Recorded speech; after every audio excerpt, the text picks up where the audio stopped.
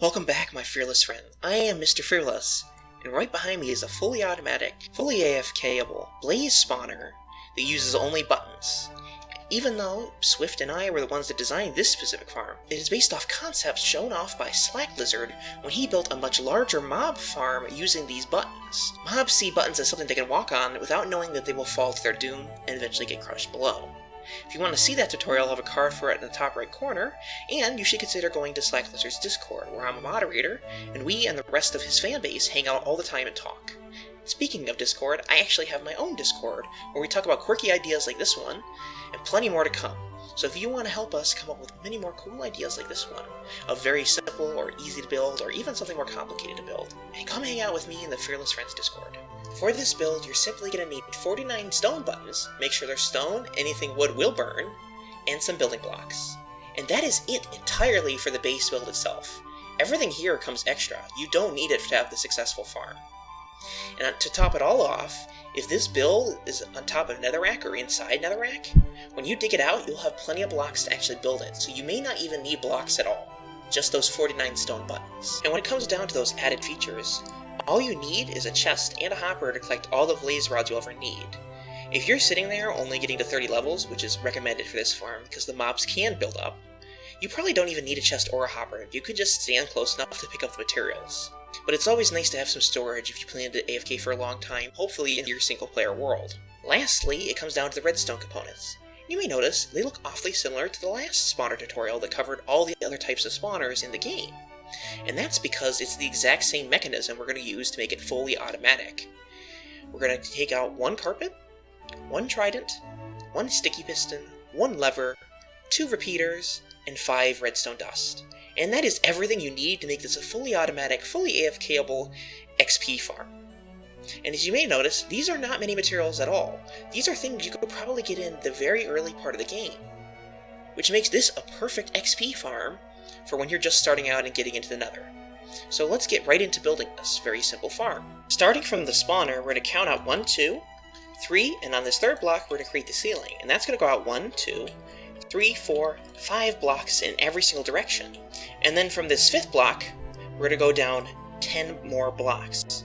So 1, 2, 3, 4, 5, 6, 7, 8, 9, 10. And that is going to create the walls and ceiling for this entire area. So that's where you're going to fill in next. And if you're digging this out, you just need to dig out this sized area. Now for this build, it's really easy to miscalculate and get it wrong. So you're going to want to make sure you count it out 1, 2, 3, 4 blocks here on the top on all 4 sides. And that's the spawning space for the blazes. And you're also going to make sure you count it down 1, 2, 3, 4, 5, 6, 7, 8, 9, 10 blocks from the bottom. And speaking of the bottom, we're just going to create a very small inner ring around the base, just like this. And it should be in line with the walls and in line with the ceiling. And this is actually where the buttons are going to come into play. We're just going to place these all along here. Those blazers will never know what hit them because they think they can walk on buttons. And then we're just going to go another layer right beneath that first layer. And this is really the entire process of this farm. Once we get this spawning space up here, we're slowly going to funnel them into a 1x1 area at the bottom, with 2 tall gaps just like this so they can't jump back up. And just like we did before, we're going to create another inner ring with buttons on the top, going around, and 2 layers deep, just like this, and just like the layer above. And we're going to keep doing that until we get a 1x1 wide area at the bottom. It's very important you measured out the build correctly earlier, because if you didn't, you're going to end up with a much different space at the bottom here. Once you get all the levels in place going to a 1x1 wide area, you should have only 1 button left that you're going to place right there. If you have more than 1 button left from those 49 buttons, just look up and see if you missed any areas. If you're standing right here, you can actually click on every single one of the spots there should be a button. Just slowly go around here and make sure every single spot has a button on it. Once you get all the buttons and levels placed, you're going to need to set up the killing chamber. And that is super simple. We're just going to go down here and leave 2 blocks open like this. So you can see here, we have a space here for the piston, and a space here for you to stand and get that glorious XP. Starting with the piston, we're going to place that right here going into that area. We're also going to need to give this a floor right here. And that's where we're going to place our carpet, just like that. Next, we're going to want to take care of where they drop down to. And that is going to end up being a hopper.